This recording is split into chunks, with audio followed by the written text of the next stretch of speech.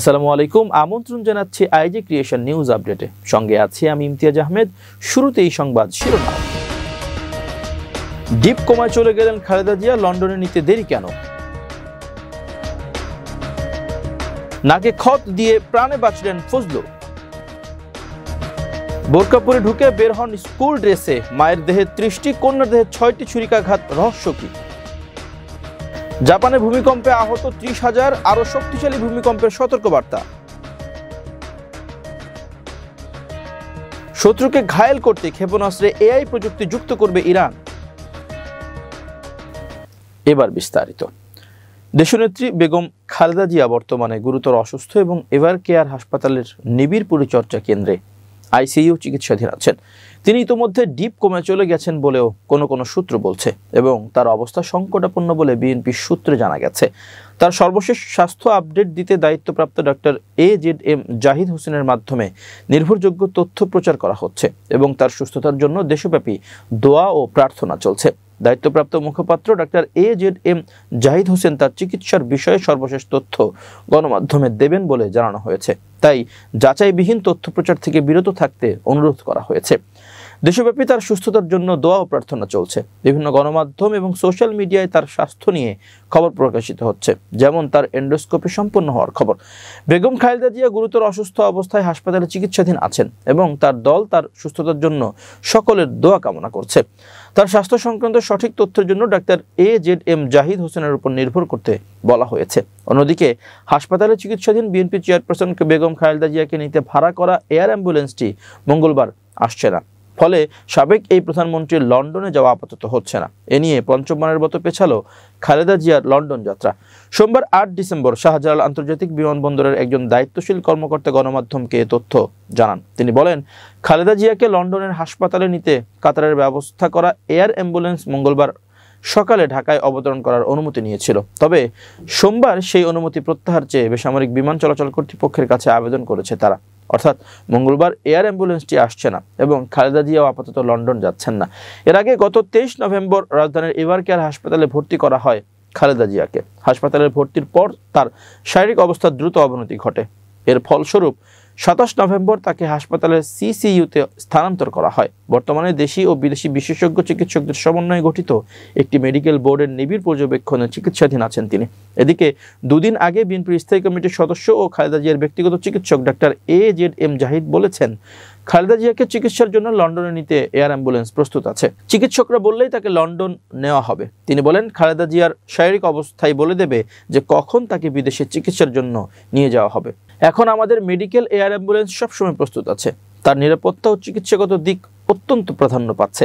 প্রধান উপদেষ্টার প্রেস সচিব শফিকুল আলম শনিবার রাতে বলেছেন, বেগম খালেদা জিয়ার চিকিৎসার ক্ষেত্রে তার পরিবারের অনুরোধ মোতাবেক সরকার সব ধরনের সহযোগিতা করছে। উল্লেখ্য, বিএনপি চেয়ারপারসন দীর্ঘদিন ধরে একাধিক জটিল ও দীর্ঘস্থায়ী অসুস্থতায় ভুগছেন। এই অসুস্থতাগুলোর মধ্যে লিভার সিরোসিস, হৃদরোগ, ডায়াবেটিস, আর্থাইটিস, বাত এবং কিডনি জটিলতা অন্যতম। আন্তর্জাতিক অপরাধ ট্রাইব্যুনাল নিয়ে বিরূপ মন্তব্য করায় আদালত অবমাননার অভিযোগ ওঠে বিএনপি চেয়ারপারসনের উপদেষ্টা ও সুপ্রিম কোর্টের জ্যেষ্ঠ আইনজীবী ফজলুর রহমানের বিরুদ্ধে। তবে তিনি নিঃশর্ত ক্ষমা চাওয়ায় তাকে সেই অভিযোগ থেকে অব্যাহতি দেওয়া হয়েছে। 8 ডিসেম্বর ট্রাইব্যুনাল 1 এর চেয়ারম্যান বিচারপতি মোহাম্মদ গোলাম মুর্তজা মজুমদারের নেতৃত্বাধীন 3 সদস্যের বিচারিক প্যানেল এই আদেশ দেন। এই অভিযোগের ব্যাখ্যা দিতে সোমবার বেলা 11টার দিকে ট্রাইব্যুনালে হাজিরা দেন ফজলুর। তার সঙ্গে সুপ্রিম কোর্টের জ্যেষ্ঠ আইনজীবী জয়নুল আবেদিন, ব্যারিস্টার কায়সার কামাল, ব্যারিস্টার রুহুল কুদ্দুস কাজল সহ বেশ কয়েকজন ছিলেন। এদিন ট্রাইব্যুনালের লাল কার্পেটে গিয়ে দাঁড়িয়ে যান ফজলুর রহমান। এ সময় তার আইনজীবী বসার অনুমতি চান। পরে ট্রাইব্যুনালের অনুমতি নিয়ে আইনজীবীদের জন্য সংরক্ষিত বেঞ্চে গিয়ে বসেন তিনি। পরে প্রসিকিউটর গাজী তামিম অভিযোগের শুনানি শুরু করেন। এ সময় ট্রাইব্যুনাল বলেন, ফজলুর রহমান কোথায়, আমরা তার কথা শুনব। পরে ফজলুর রহমান আইনজীবী তার আবেদনটি পড়েন। তখন ট্রাইব্যুনাল বলেন, তার বক্তব্য আমরা শুনব। এই অবমাননাকর কথাগুলো তিনি বলেছেন কিনা, এই কোর্ট তিনি মানেন কিনা। এ সময় ফজলুর বলেন, আমি এভাবে কথাগুলো বলতে চাইনি। পরে তার আইনজীবী তার পক্ষে বক্তব্য রাখেন। পরে ট্রাইব্যুনাল বলেন, ওনাকে তো আমরা চিনি, উনি সিনিয়র আইনজীবী ও মুক্তিযোদ্ধা। এই ট্রাইব্যুনাল সঠিক নয়, দূষিত এবং সংবিধানের সঙ্গে সাংঘর্ষিক এসব কথাগুলো তিনি আর বলবেন কিনা। আমি যা বলেছি ঠিক বলেছি, আমি আরও বলবো, এসব মন্তব্য তো ক্লিয়ার হওয়া দরকার। ট্রাইব্যুনাল আরও বলেন, এই ট্রাইব্যুনাল 1971 সালে যুদ্ধাপরাধীদের বিচারের জন্য তৈরি করা হয়েছে, এটি কোথাও বলা নেই। এই ট্রাইব্যুনাল নির্দিষ্ট সময় গ্রুপ কিংবা ব্যক্তিদের জন্য গঠিত হয়নি, এটি যে কোনো সময় গঠিত হতে পারে। ট্রাইব্যুনাল আরও বলেন, একটি কথা আলোচনায় আছে, মুক্তিযোদ্ধাদের ধরে ধরে নিয়ে যাওয়া হচ্ছে। কে নিয়ে যাচ্ছে? আমার পরিবারে কয়েকজন মুক্তিযোদ্ধা আছেন। আমরা মুক্তিযোদ্ধাদের খাওয়াতাম, রাতের বেলা বাসায় থাকতে দিতাম। মুক্তিযোদ্ধাদের জন্য সারা রাত ঘর ছেড়ে দিয়েছি, তাদের থাকতে দিয়েছি। তো লন্ডনে বসে যদি মুক্তিযোদ্ধা হওয়া যায়, আমরা কি মুক্তিযোদ্ধা না? কোনো লোক পাবেন না মুক্তিযোদ্ধাদের অসম্মান করে। এ সময় ট্রাইব্যুনালের অপর সদস্য বিচারপতি শফিউল আলম মাহমুদ ফজলুর রহমানের উদ্দেশ্যে বলেন, আপনাকে গত 17 বছর অনেক জোরালোভাবে প্রতিবাদ করতে দেখেছি, কিন্তু হঠাৎ এমন টার্নিং নিয়েছেন কেন? তখন ফজলুর রহমান বলেন, আমি আপনাদের অসম্মান করে কথা বলতে চাই না, আল্লাহর পরেই আপনাদের প্রতি আমার সম্মান রয়েছে। পরে সুপ্রিম কোর্টের জ্যেষ্ঠ আইনজীবী জয়নুল আবেদিন শুনানিতে দাঁড়িয়ে বলেন, টকশোতে কিছু কথা বলতে চায় না, তবুও মুখ থেকে বের করে আনা হয়। এখন সিনিয়র আইনজীবী ও মুক্তিযোদ্ধারা আগের মতো সম্মানটা পায় না। মাই লর্ড, মুক্তিযোদ্ধারা দিনের পর দিন 2 দিন 3 দিন কচু খেতে পালিয়ে থাকতো। কোর্টকে মেলাইন করার জন্য ফজলুর রহমান এসব কথা বলবেন, এটি সম্ভব নয়। যদি জুডিশিয়ারি ঠিক না থাকে তবে দেশ বর্বর হয়ে যায়। তখন ট্রাইব্যুনাল বলেন, এজন্যই তো আদালত অবমাননার বিচার হচ্ছে, এটি কোনো মিনিস্ট্রি অবমাননার বিচার নয়। পরে ট্রাইব্যুনাল বলেন, আদালত অবমাননার অভিযোগে করা আবেদনটি নিষ্পত্তি করা হলো। ফজলুর রহমানের জন্য শুভকামনা রইল। এরপর ফজলুর বলেন, টকশোতে যা বলেছি তা ছিল স্লিপ অফ টাং। আল্লাহর পর আদালতকে সম্মান করি, আমি নিঃশর্ত ক্ষমা চাই। এর পরিপ্রেক্ষিতে ট্রাইব্যুনাল তাকে আদালত অবমাননার অভিযোগ থেকে অব্যাহতি দেন। তার বিরুদ্ধে আদালত অভিযোগ গ্রহণ করলে 6 মাসের কারাদণ্ড হতো। এ সময় সাংবাদিকরা বলেন, নাকে খত দিয়ে প্রাণে বাঁচল ফজলু। রাজধানীর মোহাম্মদপুরের শাহজাহান রোডে নিজস্ব বাসায় লায়লা এবং তার মেয়ে নাফিসা নাওয়াল বিনতে আজিজকে নৃশংসভাবে হত্যা করা হয়। নিহত লায়লা আফরোজের 48 বছর বয়স, দেহে প্রায় 30টি এবং তার 15 বছর বয়সী মেয়ে নাফিসার দেহে অন্তত 6টি ছুরিকাঘাত ছিল বলে জানিয়েছে police. Shaheed Suhrawardy medical college হাসপাতালের মর্গের কর্মকর্তাদের বরাত দিয়ে পুলিশ জানায়, দুজনের গলা ও ঘাড় লক্ষ্য করেই মূলত ছুরিকাঘাত করা হয়েছে। সোমবার 8 ডিসেম্বর সকালে মোহাম্মদপুরের শাহজাহান রোডে নিজ বাসায় লায়লা এবং তার মেয়ে নাফিসা নাওয়াল বিনতে আজিজকে নৃশংসভাবে হত্যা করা হয়। নাফিসার বাবা ইংরেজি মাধ্যমের স্কুল শিক্ষক AZ আজিজুল ইসলাম তখন কর্মস্থলে ছিলেন। মাত্র 4 দিন আগে কাজ শুরু করা খণ্ডকালীন গৃহকর্মী এই ঘটনা ঘটিয়েছেন বলে অভিযোগ। ডিএমপির তেজগাঁও বিভাগের উপকমিশনার মোহাম্মদ ইবনে মিজান সাংবাদিকদের বলেন, গৃহকর্মী এই ঘটনায় প্রধান সন্দেহভাজন। সিসিটিভি ফুটেজে দেখা গেছে ঘটনার আগে ও পরে শুধু ওই গৃহকর্মী ফ্ল্যাটে ঢুকেছেন ও বের হয়েছেন। ফুটেজে আরও বিশ্লেষণ করে দেখা হচ্ছে অন্য কেউ জড়িত কিনা। ফুটেজে দেখা যায় আয়েশা নামের ওই গৃহকর্মী সকাল 7:51 বোরকা পরে ফ্ল্যাটে ঢোকেন এবং 9:36 স্কুল ড্রেস পরে কাঁধে ব্যাগ নিয়ে বেরিয়ে যান। নিহত নাফিসার কাজিন নুরেম মাহপারা বলেন, ওই ড্রেসটি নাফিসারই ছিল। পরিবারের সদস্যরা বলেন, সকাল 7টার দিকে আজিজুল বাসা থেকে বের হয়েছিলেন। স্কুলে পরীক্ষা থাকায় তিনি স্বাভাবিক সময়ের আগেই ফিরে আসেন। বারবার ডাকাডাকির পর সাড়া না পেয়ে তিনি চাবি দিয়ে দরজা খোলেন। প্রবেশ মুখে মেয়ের দেহ দেখতে পান এবং রান্নাঘরের মেঝেতে রক্তে ভেজা অবস্থায় লায়লার দেহ পান। তার চিৎকারে প্রতিবেশীরা ছুটে আসেন এবং সঙ্গে সঙ্গে পুলিশকে খবর দেন। পরিবারের সদস্যরা জানান, হত্যাকাণ্ডের সময় পাশের 2 ফ্ল্যাটের বাসিন্দারা বাইরে ছিলেন, তাই কেউ কোনো শব্দ শুনতে পাননি। ভবনের ম্যানেজার মোহাম্মদ আইয়ুব বলেন, প্রায় 20 বছর বয়সী ওই তরুণী 4 দিন আগে কাজ চাইতে আসেন। তিনি জানান, আজ স্কুল ড্রেস পরার কারণে তিনি প্রথমে ওই নারীকে চিনতে পারেননি। তাকে থামালে তিনি বলেন, 2 দিন আগে অতিথি হিসেবে এসেছিলেন এবং এখন বের হচ্ছেন। এরপর দ্রুত রিকশায় চলে যান। ধর্মীয় অনুভূতিতে আঘাতের অভিযোগে দায়ের করা মামলাকে রাজনৈতিক উদ্দেশ্য প্রণোদিত বলে দাবি করেছেন জামাতের কেন্দ্রীয় নেতা, সুনামগঞ্জ 2 আসনের মনোনয়ন প্রত্যাশী এবং সুপ্রিম কোর্টের আইনজীবী শিশির মনির। তিনি বলেছেন, বাদী ও সাক্ষীরা একটি রাজনৈতিক দলের কর্মী, তাই এ মামলার উদ্দেশ্য স্পষ্টত রাজনৈতিক। রোববার 7 ডিসেম্বর ঢাকার এডিশনাল চিফ মেট্রোপলিটন ম্যাজিস্ট্রেট আদালতে তার বিরুদ্ধে মামলার আবেদন করা হয়।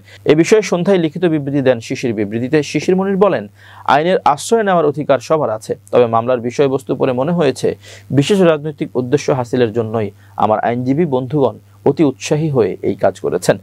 আমরা আইনের শাসনে বিশ্বাসী, আইন তার নিজস্ব গতিতে চলবে। বিষয়টি নিয়ে যথাসময়ে উপযুক্ত আদালতে আমরা কার্যকর পদক্ষেপ নেব। তিনি আরো বলেন, ঢাকার মুখ্য মহানগর হাকিম আদালতে আমার বিরুদ্ধে মামলা করা বাদী ও সাক্ষীগণ ঢাকা আইনজীবী সমিতির সদস্য।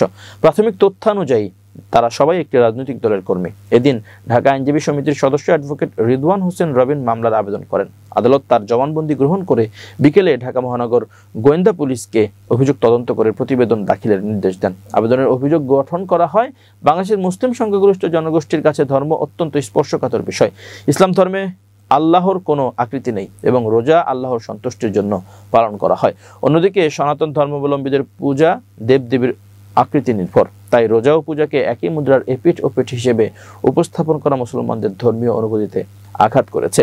অন্যদিকে আমার বাংলাদেশ এবি পার্টির সাধারণ সম্পাদক ব্যারিস্টার আসাদুজ্জামান ফুয়াদ বলেছেন, বাবুগঞ্জে ব্রিজ উদ্বোধনকালে বিএনপির কিছু ব্যক্তি আমাকে সহ আমার এবি পার্টির নেতাকর্মীদের পুলিশ প্রশাসনের সামনে লাঞ্ছিত করেন। বিষয়টি ছিল ফৌজদারি অপরাধ, যা পুলিশের সামনে ঘটায় তারা আইনি পদক্ষেপ নিতে পারত, কিন্তু পুলিশ নিষ্ক্রিয় অবস্থায় থেকে শুধু 2-3 বার বাঁশি বাজিয়েছে। নির্বাচনের আগেই পুলিশের এমন ভূমিকা, পরে তাদের ভূমিকা কেমন হবে? যখন যে দল আসে পুলিশ তখন সেই দলের দালালি করে। এমনটা চলতে থাকলে দেশের সুষ্ঠু নির্বাচন সম্ভব নয়। সোমবার 8 ডিসেম্বর বাবুগঞ্জের মিরগঞ্জ সেতু উদ্বোধন পরবর্তী হেনস্থা এবং দলীয় নেতাকর্মীদের উপর হামলার প্রতিবাদে বরিশাল রিপোর্টার্স ইউনিটিতে আয়োজিত এক সংবাদ সম্মেলনে এসব কথা বলেন। সংবাদ সম্মেলনে ব্যারিস্টার ফুয়াদ বলেন, আওয়ামী ফ্যাসিবাদের আমলে যে আচরণ আমরা দেখেছি, বিএনপির একাংশের আচরণ ঠিক একইভাবে নব্য আওয়ামী ফ্যাসিস্টদের মতো মনে হচ্ছে। তবে এটা মনে রাখবেন, হাসিনার ফ্যাসিবাদের সময় আমরা চুপসে যাইনি। আমরা গুমের হুমকিকে ওভারকাম করে পলিটিক্স করেছি এবং রাস্তায় ছিলাম। আপনারা ভাববেন না যে আমরা চুপসে গুটিয়ে ঢাকায় পালিয়ে চলে যাব।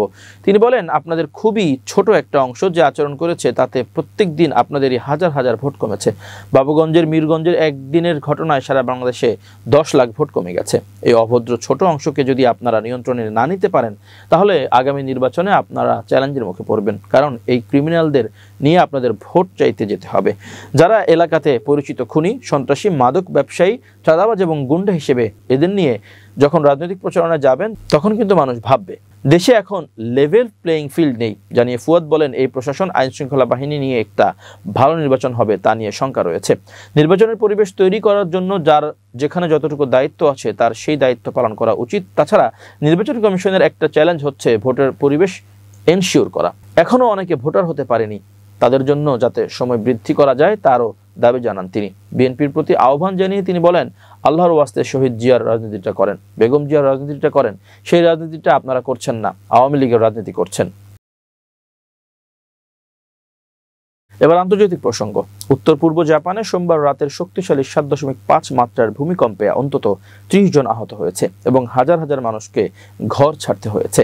জাপানের আবহাওয়া সংস্থা জানিয়েছে, স্থানীয় সময় রাত 11:15 জিএমটি 14.15 আঘাত হানা এই ভূমিকম্পটির উৎপত্তিস্থল ছিল সমুদ্রপৃষ্ঠ থেকে প্রায় 50 কিলোমিটার গভীরে এবং আওমোরি অঞ্চলে উপকূল থেকে প্রায় 80 কিলোমিটার দূরে।